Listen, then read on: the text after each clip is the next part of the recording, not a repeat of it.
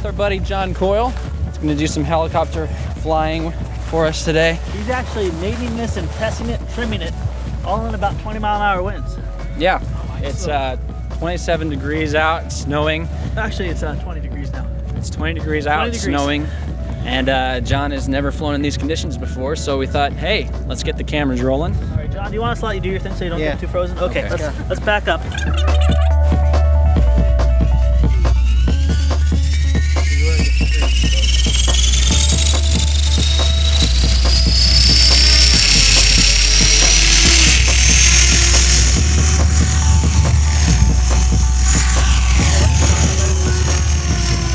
This flight has been a little more relaxed, and you know, it was a nice little flight. Any guy that can mate in an airplane or a helicopter in the snow in about 20+ mile-an-hour winds is amazing to me.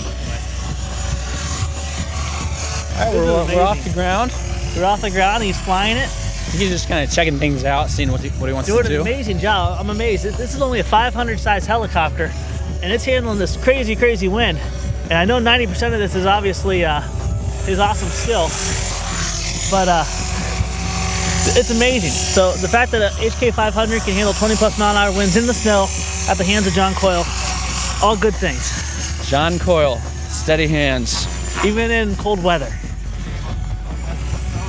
Are you cold? Oh, it's cold. It's cold. It's freezing. Oh, there he goes.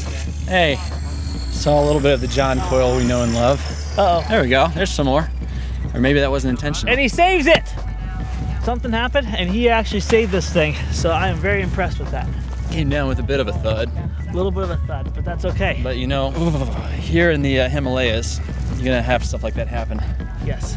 So maybe we should go walk with him. Let's go walk with him. All right, Brother John, what was the failure in your opinion?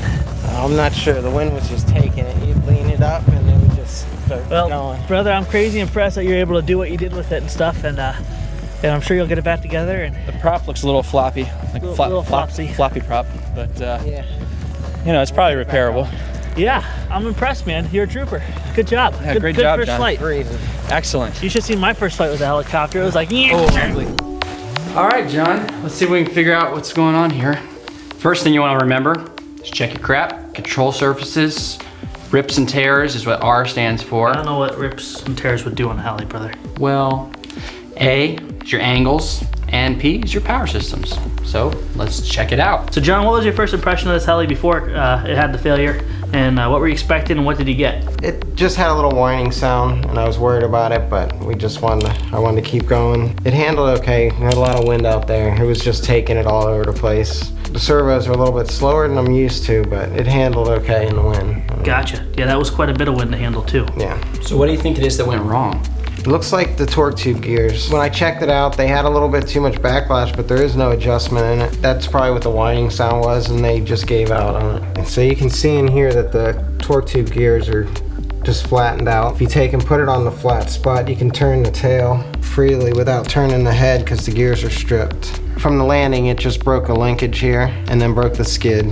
So well, you did a great job saving it, man. Yeah, how did you save that? What did you do? So people out there, if they ever have a similar thing. Yeah, if your helicopter starts spinning, just hit the throttle hold and that'll get rid of the left turning, so you can, but you still got to try to pyro it down. All right, John, so what's the next step? You want to try to get it fixed and get it back up in the air today? Yeah, get it done in about 30 minutes. 30 minutes? Really? That's it? Wow. Wow. That's amazing. Just pop it in the oven. Get it back together just so you can put it back out in the crazy wind again, right? Yeah. All right, let's go ahead and yeah, let's take it downstairs. Together. I'll take the face part. Okay, thanks.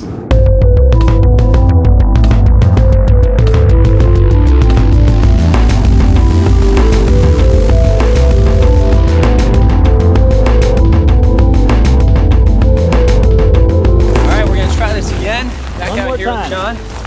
John, you feel like you made some good alterations, some good fixes? Yeah. All right. Should work out good. Because we believe in you, John. Yes. Thanks. Well, brother, we'll get out of your space here. Give you some good open room, okay? All right. I'm so nervous. So nervous. Here we go. I believe it, though. Here we go. No matter how many times we do this, I'm still scared of it. And we have liftoff. There he goes. We have liftoff. Looks like the gain's a little high.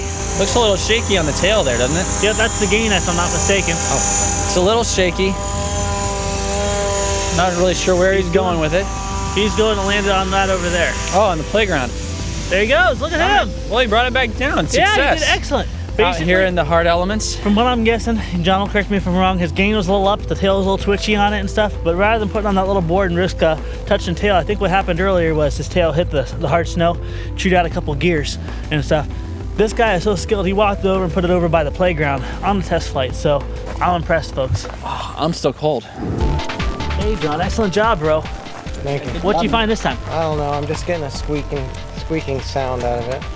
Noises are probably a bad thing. If you hear a noise you're not comfortable with, you probably don't keep flying it. All right, ready for some crazy flying? Yep, our awesome friend here, John Coyle, has found the noise, and he's taking up again. It is getting crazy dark, and it's we don't give windy. up. Never give up. Give up, and he is tick-tocking on the maiden. Wowzers. Tick-tock. Okay, he's doing that crazy funky stuff again. Oh, man. Well, I was just talking about how adjusting the airplane is very important. Apparently he made all the adjustments. We were literally in the house 5 minutes and he found the last of what he needed to tweak. And he seems to be very happy with this thing because he is ripping it, I think is what the term is. And I think he's happy with it. Yeah, he's doing great. Yeah. This is the John Coyle we know and love. Okay. Whoa. Bring it around, John, bring it around. He's flying in the dark. It's wicked dark out here. Flipping flying in the dark. And it's freezing cold, it's breezy, and he's put it right on the trampoline. Right on the trampoline. You're kidding me! I'm sure that was intentional. Okay, our friend John Coyle apparently had some kind of in-flight failure, and he parked it on the trampoline intact in one piece perfectly.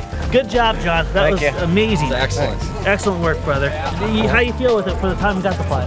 It was handling better. I gave it a little bit more cyclic throws so I could actually do tick-tocks and stuff, but we got to figure out what that squeaking is and why it's throwing the gears out on it. Okay. Stripping them.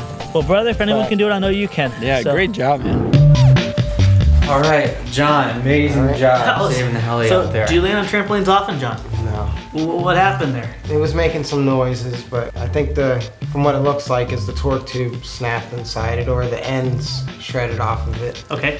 But other than that, it's in one piece. Everything seems fine. You were doing some really crazy stuff with it. Yeah. What was your impression on it? It flew pretty good. Like I said, the servos were a little bit slower, but I speeded them up a little bit with the cyclic, and it's doing a little bit better. Wow. You could do some tick-tocks. And you put this together. Why don't you tell us what you got in here and what the gear you got in here and stuff, and quick overview. The servos are on Hobby King's site. They're just MG 930s, but they say TGY 930s on them. There's like 0.14 second servos. Okay. Metal gear, digital. The motor's the Typhoon 500.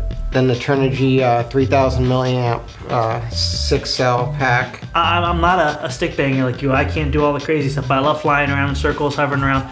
For someone that's intermediate, could I build this and fly this and have a good time with it? Yeah, you could. It's just some of the things like the washout arms, when you tighten them up all the way, they lock the arms up. So I took some red Loctite, tightened them, and then loosened them a little bit so the arms move nice. Okay. The tail, just in the package when it came, one of the grips was a little bent, so we had to use the plastic grips that came with another kit. Other than that, it's all pretty straightforward. Do you think that I could build and fly this craft? No.